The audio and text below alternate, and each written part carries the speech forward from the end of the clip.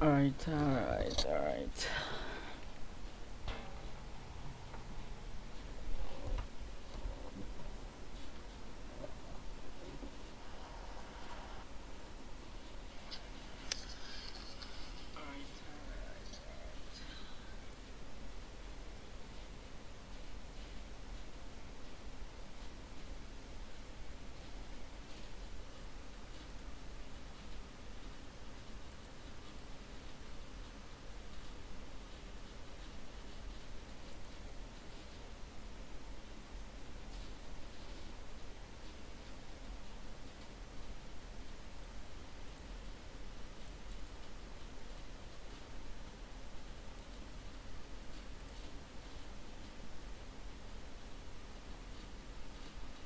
$9.30.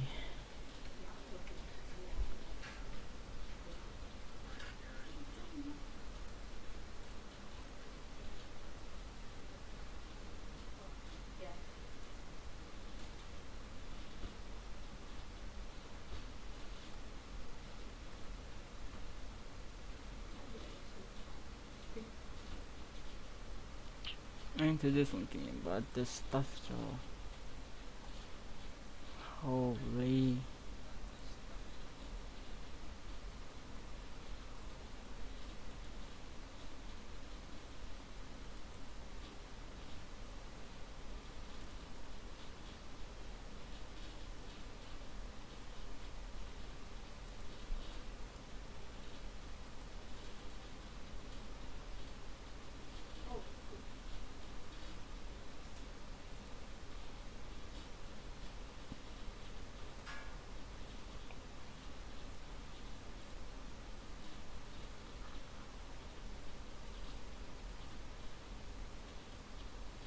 Your count is greater risk of attack because you don't have two staff or uh uh uh.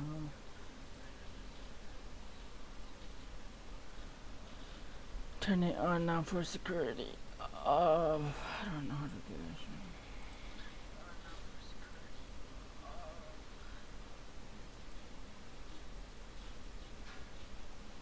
Hmm.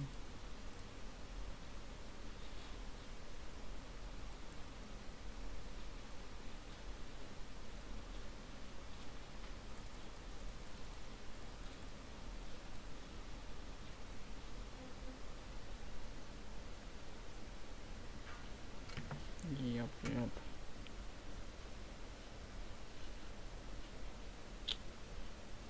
Yes. Alright, send. 7, 8, 4, 8.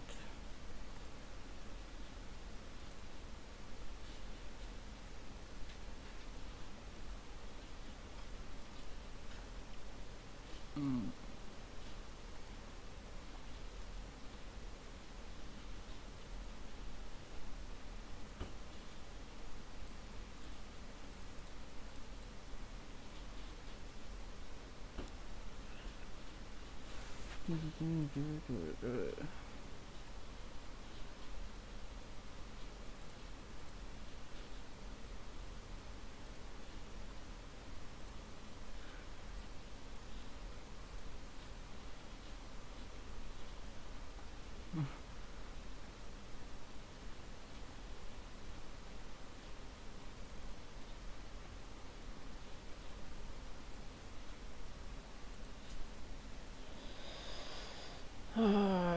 Miss moment.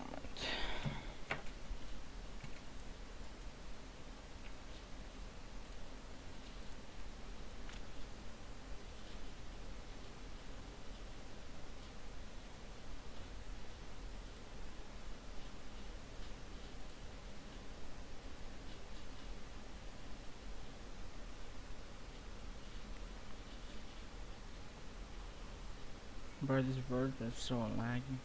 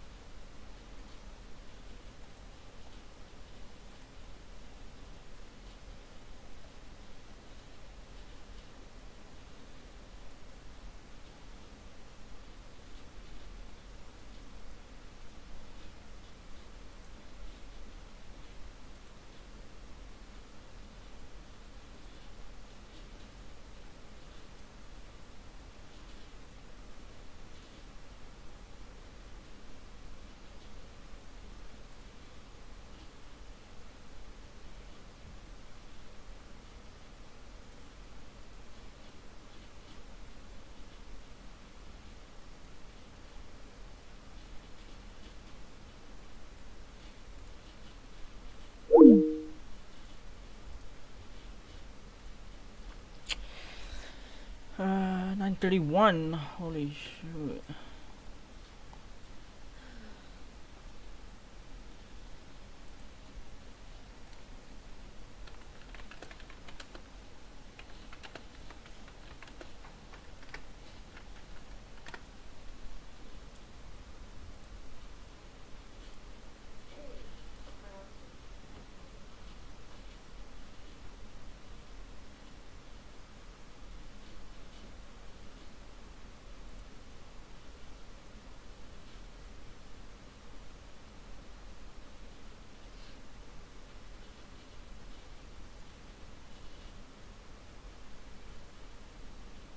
But what?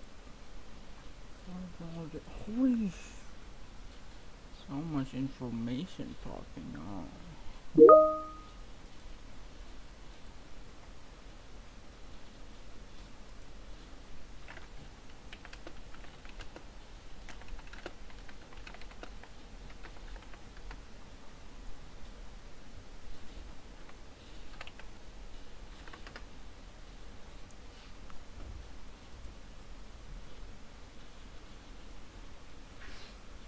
Class syllabus. What is this?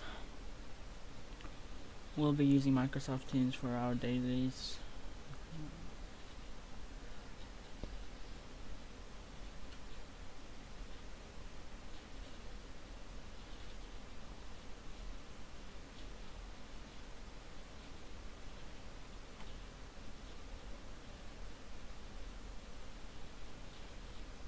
Alright.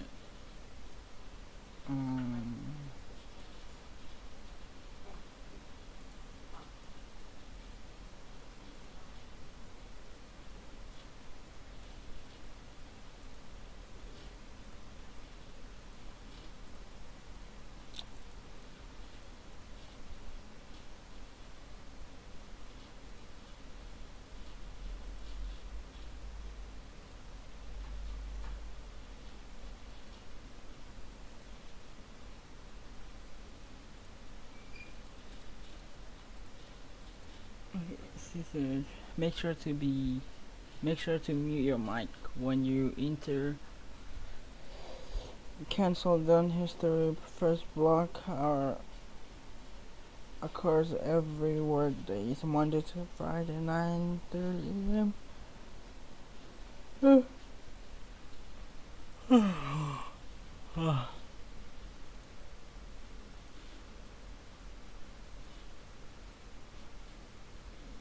Those 18. First Tuesday.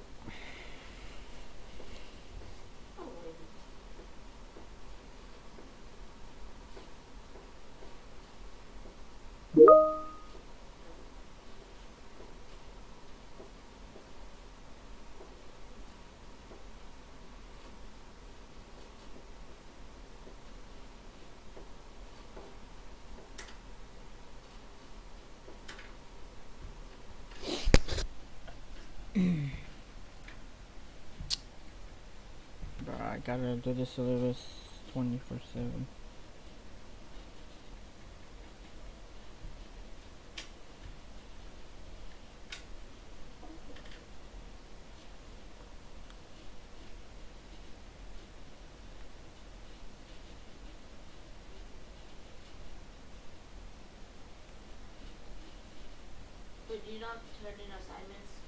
Mm-hmm. Yes. What kind? Yes, just take a picture and send it to them.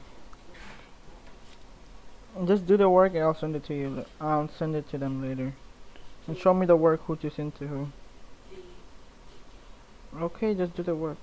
Please answer the following question. What kind of device are you planning on using now? Primary answer. Mm.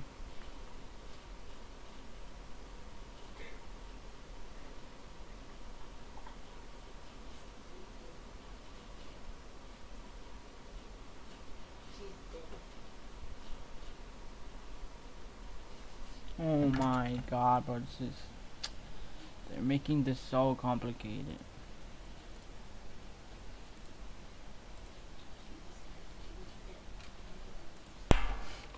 Yeah.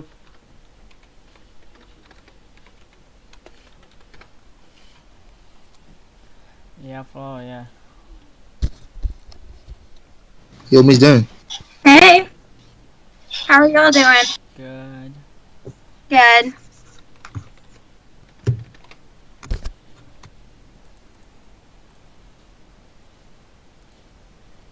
How was your weekend? It was also good. It was also good. Did you do anything fun or did you just sleep? To sleep. Yeah. Sounds about that's about my weekend. So I got now ice I got cream like... with a friend. That was fun. Do what? I got like schedule changes, so I gotta catch up with the other classes. Yeah, that's not fun, but at least we're only a weekend. Yeah. And most classes didn't assign stuff last Monday and Tuesday, so hopefully that won't be too challenging. I don't think it's that challenging. Yeah. I think he'll be okay. Alright. Trying to catch people as they come in. So, Miss Dunn, Yes. in the Microsoft team, right? You said they cancel, right? What is that I for? did. Because y'all kept starting the meetings without me. So Oh. I canceled them so y'all can only meet with me if you're in a call that I created. Alright. Yeah, that's why. Okay.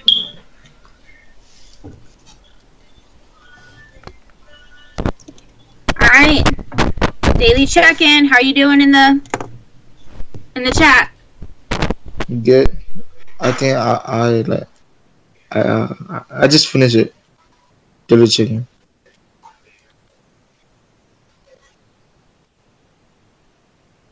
Got mine in. I love y'all, but I hate Mondays.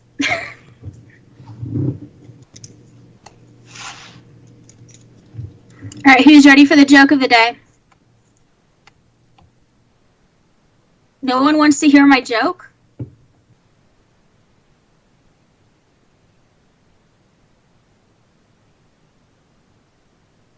Let's hear the joke. Alright. What did the fish say when it ran into the wall? Where's the water? No. Any other guesses?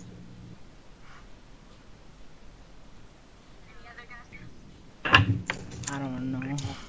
It said dam, Oh. because the wall it ran into was a dam. I'm funny. Do you know what you call a fish without an eye? No fish eye? A fish.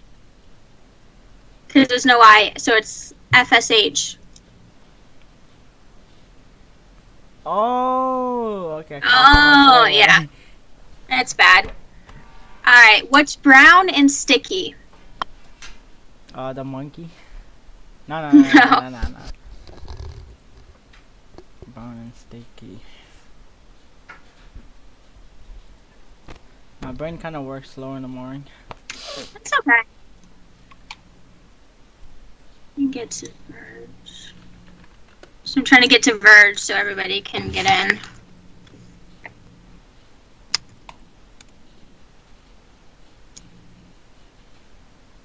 A brown and sticky is a stick. Yeah, good job. Did you look it up? Yeah.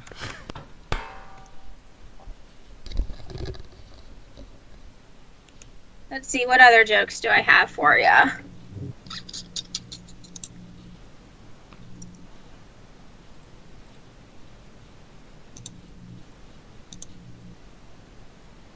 Hmm.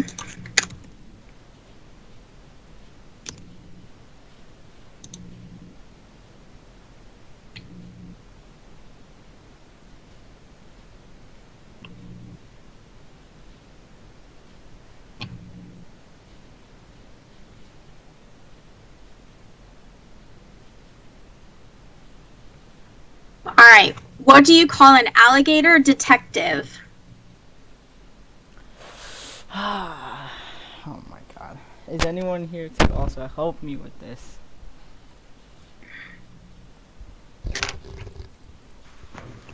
No one else cares about my jokes.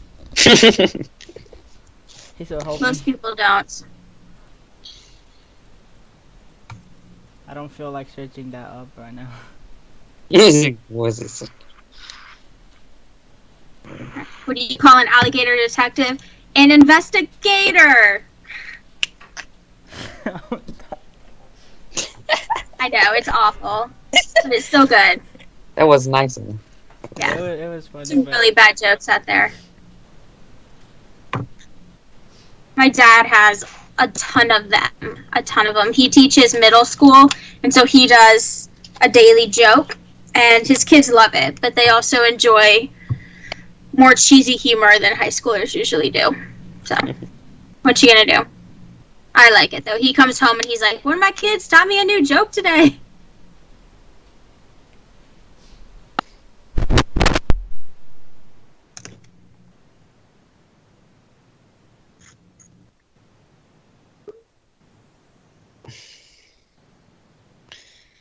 Anybody else have a joke they want to tell us or a story? Anything fun happened this weekend? Anu finna tell us some stories. I got no. You want to stories. tell us some stories? Yes, he does. Anu, go ahead. So I won like this. I won like 2 games. Yeah. Of Fortnite. Yes, sir. You did what? Oh, it's just nothing. I'm just playing. He said he won a game of Fortnite. Oh, okay. Gotcha. Do y'all know the Fortnite dances? Yeah, so Anu can that's- demonstrate so one it's to a us. OG, so Nah, Anu finna demonstrate for us. you're an old gamer. I don't do that. Go ahead. Nah. I don't got no face cam or anything. My monitor have no face cam. Mine does, but it doesn't work, so I had to buy like another webcam so that y'all could see me, because I have to show my face apparently. But I also know it's beautiful and you want to see me, so.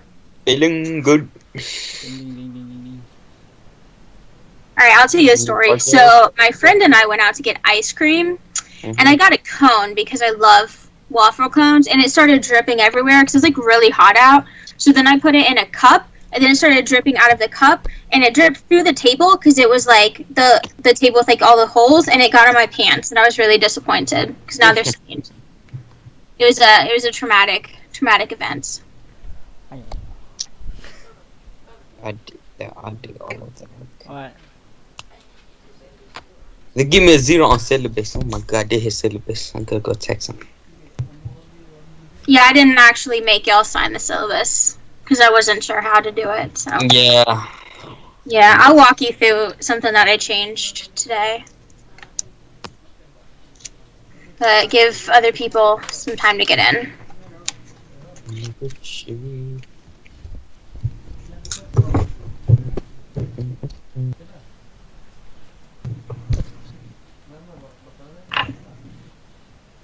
Jerson, how's it going? Justin does this. What did you say? You're doing good? Oh, he left his phone open. Oh, Yeah, no. I'm doing good. I'm sorry. Good. Alright, who just joined us? Haymanot joined us. Chandra joined us. How are y'all doing today? Good, how are you? I'm doing good. It's Monday, but I also get to be with y'all, so, you know, Good deal. whatever. Hmm.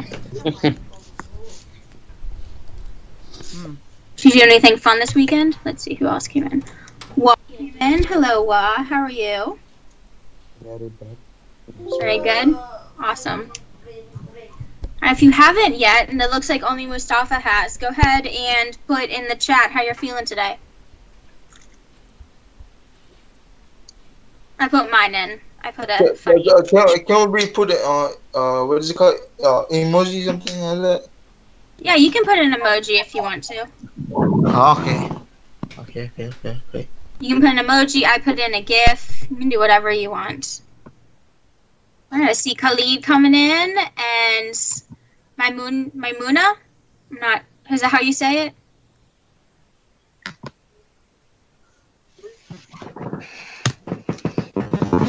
Lang is coming in. Which one did they have?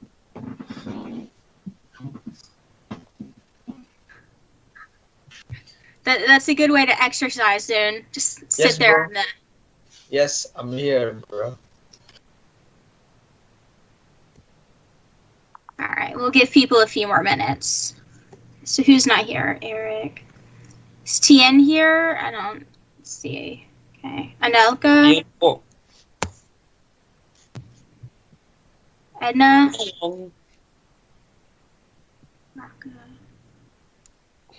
Is Dahe here? No.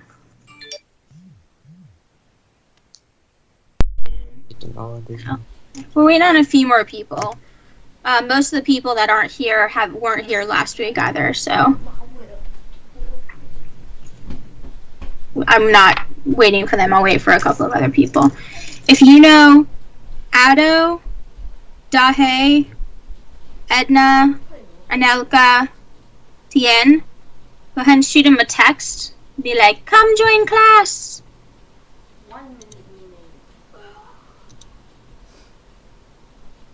Let's see. Oh, Anelka's here. Hello.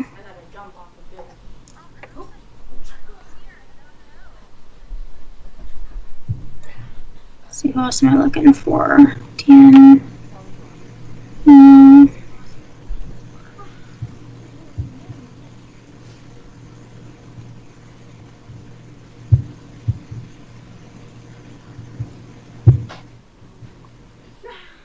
Alright, so I'm going to go ahead and get started because I want to show you some stuff.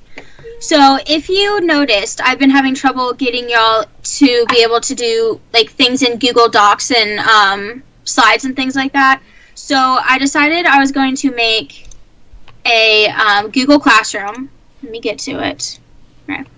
So it's not super fancy yet. I'm going to work on it later. But basically, if you go to your It's Learning page, it's right here, and you can just follow the link, and it'll take you to it. I'm just going to close that because you don't need to see my stuff. So it'll take you to this. Or you can also input the code here.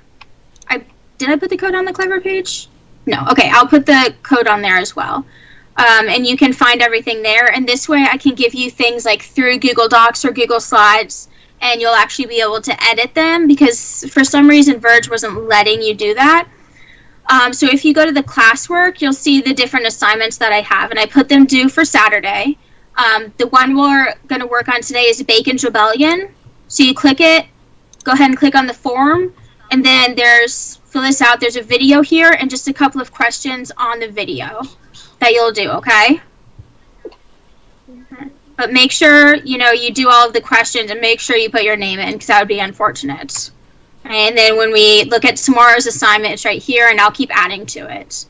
So I'm still editing that. I just made that because I couldn't figure out a way to make everything so that you could edit stuff through Verge. So hopefully that works. Okay. I will post the code in Verge in a little bit after this class is over that you can use to log in. Do y'all know how to get to Google Classroom and how to use it? Or any of your other courses using it?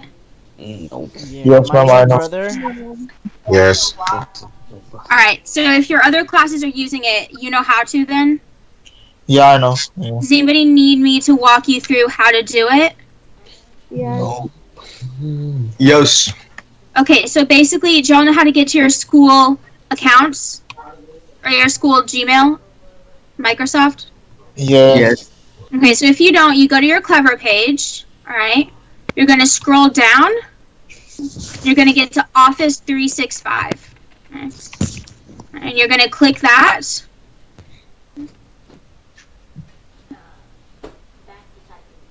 Okay, ignore mine because this is different. But you're going to find Google Classroom in here. I can find it. Why is it not working? You could just search it up like. You could easily search it up. Mine might not work the same way. No, Miss Dunn. Yeah. Go to Google. You could just search it up, writing classroom. Just go Google. Just This go is Google. Yeah. Type Google. The box, 3 box. One, Waffle. Yeah, no. I have Gmail. to be logged in It in my must be, yeah. Google Classroom. Yeah, and it's right there. Yeah. You can So go you'll there. click on it, and your different courses will show up here. So Done US, that's me. Okay. And then you just click that. Yeah. Yeah, that's it. So you Mine is in the have to give student. a like class code, something like class code there. Yeah, and there's the class code. So I'll post the class code on Verge right after this class because I don't want to do it right now. Okay. Okay. Okay. I already joined it in the morning. We're gonna still do our meetings through Teams like we are right now. The only thing that will be on Google Classroom are the assignments because I can do them through like Google Docs and it'll be easier to submit things. That's all. Yes, ma'am. Make sure you do your daily check-in on your Verge page. So that's again, I take attendance not just through that, but also through the live sessions. But that's just, a way of telling me if you understand material, because I'll put, review questions and things on it, okay? All right. Any questions over anything? No? Okay. Otto didn't make it in. Hey. TN. Okay. All right, so still waiting on a couple of people, but I'm going to go ahead and start. What's not working? Well, oh, you got it. Never mind. Okay. So we are going to look at colonial self-government today. So the first thing we're going to look at is called salutary neglect. Okay. So give me a minute.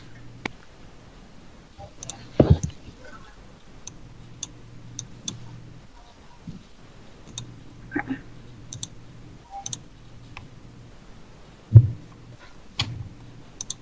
All right. So salutary neglect, the official definition, okay, is an English policy, okay, of relaxing the enforcement of regulations on its colonies so that the colonies will continue economic loyalty. So basically, up to this point, we're talking about like up through, the 1650s, 1660s, Britain had a really, strong hand in the colonies. They had controlled everything. The colonies didn't have their own, government. They didn't have their own, representative body that can, make laws and, rule the people, even though they're the ones right there and not England. And part of that was England wanted to make sure that they were the ones that got the trade, that the colonies were only able to trade with Britain at this point.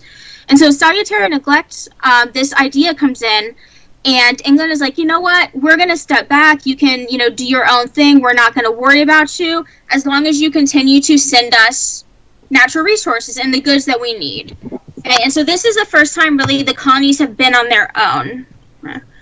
So they're able to build their own trade networks. They don't only have to trade with Britain. They can trade with other countries, which really helps increase the wealth and the money in the colonies. And the colonists were able to govern themselves. So basically, the idea of salutary neglect is that there's less oversight. Britain is not, controlling every little thing that happens in the colonies. And that's where you get, like, if you think of neglect, where you're, like, ignoring someone, okay, it's the same idea that basically Britain is neglecting the colonies, and the colonies take advantage of this, okay? So they start controlling themselves. They start governing themselves. Okay? And this really leads them to a sense of independence. They're sitting there and they're like, we don't need Britain. Like, why have we been listening to them? Why are we, continuing to submit to them when they don't need us and we don't need them? And so the colonists start to get this really strong sense of independence that, they are able to rule themselves, and Britain is coming in and, just taking advantage. And so eventually Britain gets a little bit harsher on the colonies, which we'll talk about. And that idea of independence really does lead to the revolution, which is how, America got its independence from Britain. And it really starts with this salutary neglect, because the colonists are starting to get that sense of independence, right? Okay. All right, does that kind of make sense? Yeah. All right, thumbs up or hand up, sorry, if it makes sense. Y'all remember how to do that?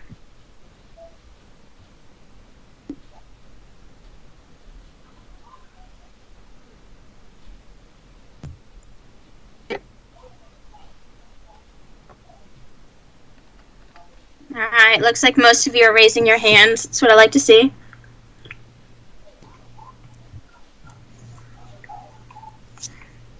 Okay, so I'm going to go ahead and move on then, since it looks like most of you understand that. So colonial self-governance, that basically means that the colonies are controlling themselves. They're ruling themselves. And Jamestown, being the first permanent settlement in the, colonies, the first one was Roanoke, but they disappeared. So the first representative body was in Jamestown, and it's called the House of Burgesses. Okay? They were able to make laws for the colonists. They were able to tax the colonists, and then they would use the taxes, obviously, to help, keep, Jamestown running, and, kind of like what we use taxes for, is to kind of keep the government running and provide for, people and stuff like that. So they were able to tax, and Britain was not taxing the colonists at this point. So the House of Burgesses, people were like, you represent us, we vote for you, and so you can tax us. Now, it was only white men who owned land that could vote at this time, but that was still a higher percentage of people in the colonies that could vote versus people that could vote in, England themselves and Britain themselves. So it was a system that worked well for a little while, and the House of Burgesses existed for a while. That's in Virginia, in Jamestown. If you think about like New England, like Massachusetts and things like that, where a lot of the religious people went, they ruled themselves, but they used what are called town meetings. So basically all the townspeople would get together and they would talk about, whatever issue there was, and they would solve it together. So they had different ways of, controlling and governing themselves within different parts of the colonies, but it was very successful for a while. And so let's look at Bacon's Rebellion. This is the big thing for today. Okay. Colonists, even though only white men who own land could vote, the colonists expected that the legislature, that the House of Burgesses specifically, would look out for everybody, not just the wealthy people. And so they get really upset when they realize that the legislature, that the House of Burgesses is not doing that they're not looking out for everybody. Right? And part of that comes from the idea of indentured servants. Okay? So before the 1670s, most of the labor in the colonies was actually done by indentured servants, not slaves. Now, there were slaves, but not as many as there would be after this event. So an indentured servant is basically someone who could not afford to come to the colonies. So another person, basically a rich person, paid for them to get to the colonies, and then they promised to work for 7 years for that person. So people would put, if you look at this kind of illustration right here, people put, you want to go to Virginia, free land, we'll pay your ship fare, we'll pay for you to get there. You work for 7 years to pay us off, and you can have, after that, you get land, you get livestock, you get tools, and you can basically go do your own thing after this. Right? So for the longest time, the colonies started being settled in, the early 1600s or so. Most of the labor was done by these indentured servants, by people that came over from Britain and just kind of had to serve out a term of usually about 7 years to pay off their debts. Right. So once an indentured servant finished their 7 years, they were given some land, and they were able to go off and kind of take care of themselves.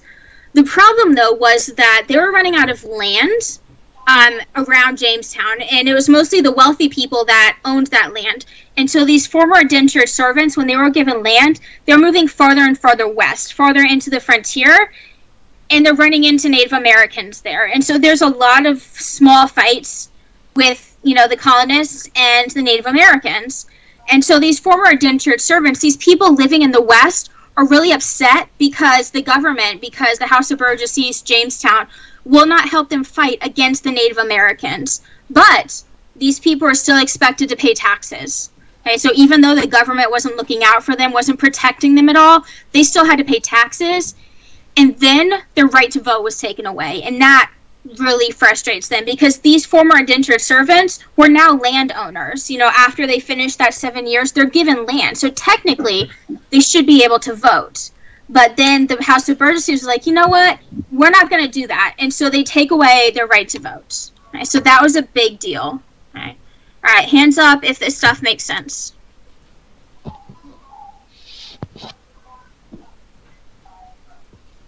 Does anybody have any questions? They can ask them in the chat or, whatever.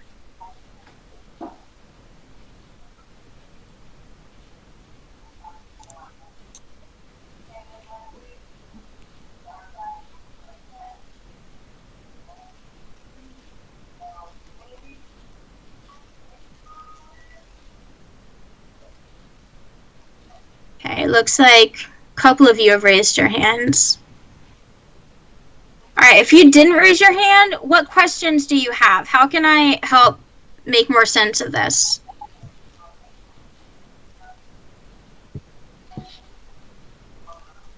No one has any questions?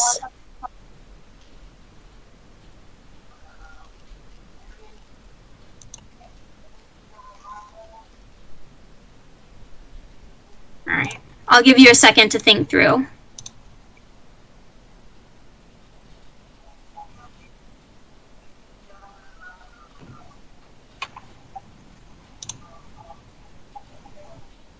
I really just that's tough.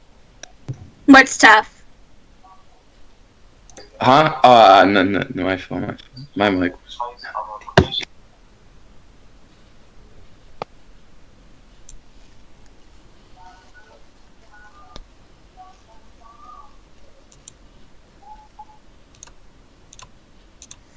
Okay.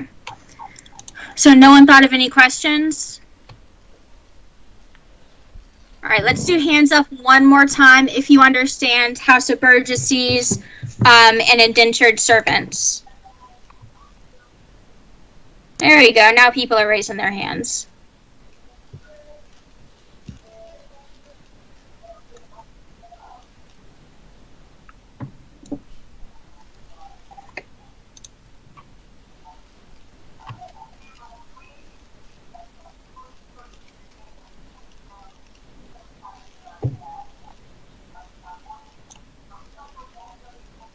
All right, so it looks like a lot of people raised their hands, so I'm going to go ahead and move on. I'll stay back at the end of the class, so if you do have questions, you can ask me later, okay? So let me get back to this. So the colonists in the West, these former indentured servants, were really upset. They paid taxes, but they didn't get any type of protection from the actual, House of Burgesses, the government in Jamestown. Their right to vote was taken away, even though they technically owned land. So that was really frustrating them as well. Okay? And so it basically comes to head when a guy named Nathaniel Bacon comes in, and he starts, getting those, colonists really, really excited, really, really angry. And he goes around, we have to revolt, we have to do something about this. And so he leads two rebellions. The first against the Native Americans. He leads a bunch of colonists living in the West against the Native Americans, and then against Jamestown. And so these colonists that were living in kind of the West, the former indentured servants, were so mad that they followed Nathaniel Bacon to Jamestown, where they burned it down. So the video you're going to watch for today and the questions are on Bacon's Rebellion, so I'm not going to go super in depth with it right now. But the big takeaways from Bacon's Rebellion: 1, the expectation that the government would work for the good of all people, not just the wealthy. It really is established after Bacon's Rebellion, when the House of Burgesses, when Jamestown realizes, oh, just because they're not living in, Jamestown, just because they might be poor, we still need to look out for them. And so this idea that America and the American government is going to work for everybody starts. And the most important thing that came out of this, though, was that indentured servitude was finished. That there no longer was going to be indentured servitude.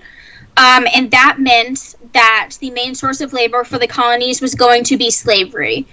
Slaves have existed and lived in the colonies since 1619, and we're talking about 1670s right now with Bacon's Rebellion, but it wasn't the main source of labor. Well, now, after Bacon's Rebellion, it is. And this is when we really see the rise of slavery in the colonies and in the United States that continues up through the 1800s. So this is what really establishes and puts slavery into, like, the heart of, the colonies, the heart of, America for a long time, for 100 years or 150 years or so. Okay. So just some interesting images. Obviously, these are like paintings, but you have here them watching as Jamestown burns down. You have Nathaniel Bacon talking to Berkeley, who is the governor, the head of Jamestown. So, yeah. Dog is barking. All right, so that is it for today. Does anybody have any questions? I know I didn't talk a lot about Bacon's Rebellion, but that's because your assignment for today is to watch a really good video and answer some questions on it. So we've got about 5 minutes left or so before we can get off. So this is your time to ask questions.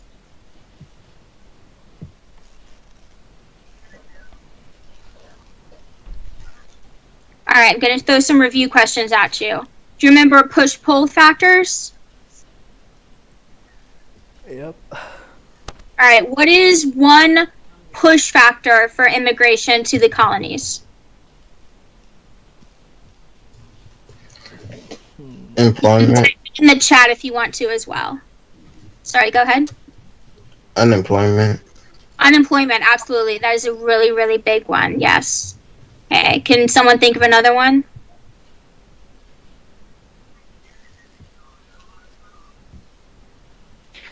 Benefits. What kind of benefits do you mean? Like what he said, like unemployment, like jobs and stuff, school, shelter, food and stuff. Yeah, so that's definitely an idea. That would be more of a pull factor, though, because that's something that makes people want to go to the colonies, or the fact that there are more jobs. They, can, get farms and land and things like that. So some of the other push factors that you can think of, like religious persecution, or, basically being targeted and attacked for your religion, not having religious freedom, drought. So, like, if there's not enough food, a lot of people would leave.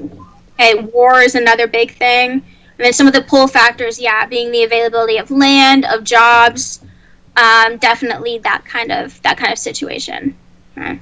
Anybody else think of anything that might be a push-pull factor?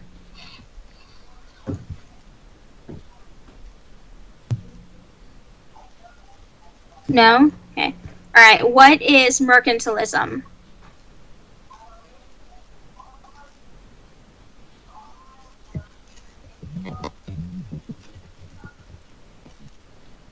All right. Explain to me the idea of the pizza. Do you remember the pizza I talked about? If everyone picks up. Which picture you talking about? So mercantilism, I feel like I heard someone saying it and then they stopped.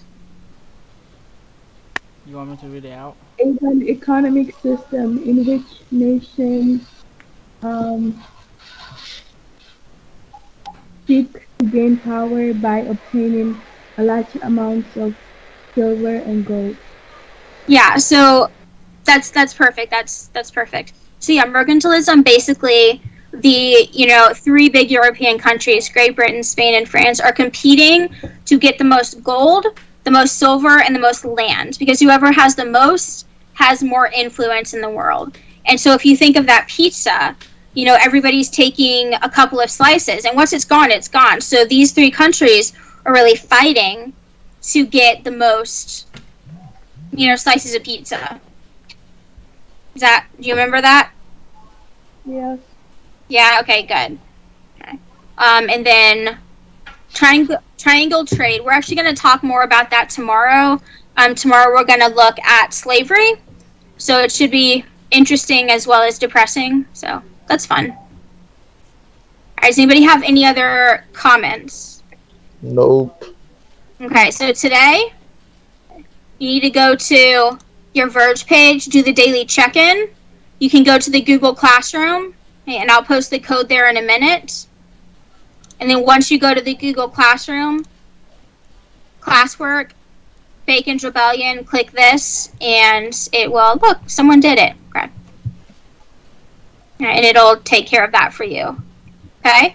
Sound good? Yeah.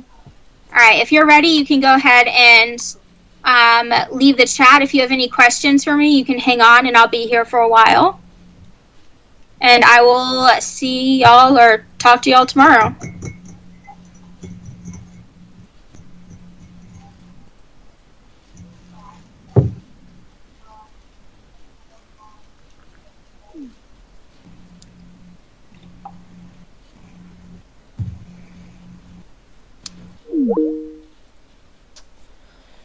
Oh, what is this, bro?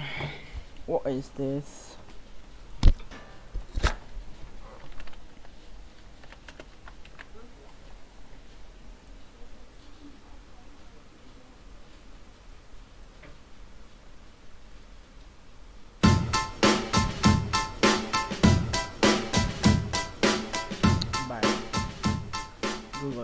Hey guys, welcome to Hip Hughes History, a little colonial history on tap for you today as we rewind the clock back to 1676 and we get ready for every vegetarian's nightmare, Bacon's Rebellion. Let's take a look at the causes that led up to the rebellion, the actual rebellion itself, and what's going to be on the test, the effects. You know it, kids. So let's go giddy up for the learning as we go get her done right now.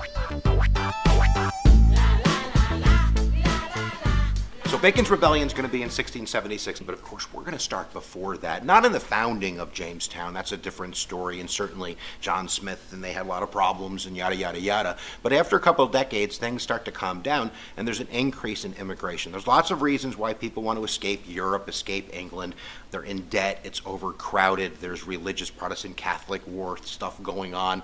But really, this represents hope. This represents a way out. So you have people that are coming over to the Virginia colony. And there's different types of people. There's people with Momo and people without Momo. Now, in the head right system, oh, vocabulary, I love you. In the head right system, for every ticket that you could afford, you got 50 acres of land. So if you were wealthy, you could come over and get a lot of land. But if you didn't have Momo in the head right system, you'd come over owing. You'd be an indentured servant. And that meant you had to dedicate 5 to 7 years of your life working hard labor before you got some land. So that's really the labor system. Of course, there's slavery. The first slave ship comes in 1619 in Jamestown, but the system is heavily dependent upon indentured servants, and this creates a class system, those with and those without. Now, the people that are living on the coast near Jamestown, kind of the Tidewater region, these are the elite, these are the powerful, these are the people with Momo.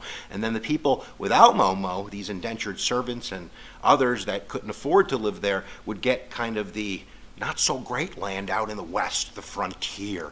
And these people are surrounded by Native Americans, the Amatuks and the Manchaus and the Oranaxes, and there's 5 or 6 Native American tribes that I can't pronounce that are surrounding them. So by 1670, you have some problems. You have a problem of these people that are living in the frontier feeling as though they're being ignored. They're feeling like they're being overtaxed. They're feeling like their rights aren't being watched out for. And there's other problems. There's not enough women. The women who do come over, much fewer than the men, they're going to be marrying the people that are in the Tidewater region, the elite. Why are you going to marry some guy out in the west surrounded by Native Americans with no money? So there's a lot of reasons why these frontiersmen, these people in the Virginia colony living out in the western frontier, are angry. Now you have a governor in William Berkeley, and he is firmly in the position of being in the elite.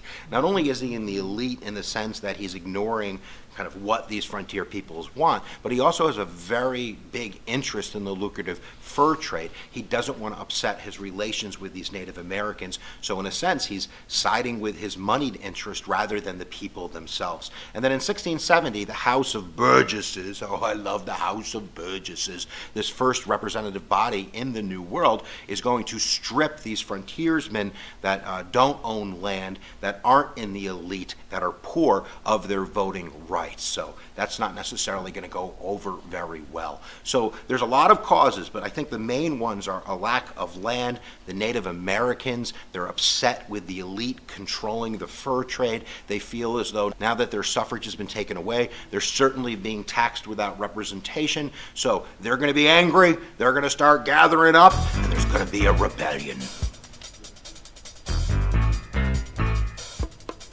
So by 1676, we're going to have our rebellion. Things are going to come to a head. And it starts with these frontiers people, the indentured servants, the poor folks, kind of garnering their energy together, a few hundred people creating their own militia to go after the Native Americans, whether or not Governor Berkeley wants it. And they're going to elect a leader in Nathaniel Bacon. Now, Nathaniel isn't really one of them. He's not an indentured servant. He ain't Poe. He ain't Poe. He's pretty rich. In fact, his wife is a cousin of the Berkeley family.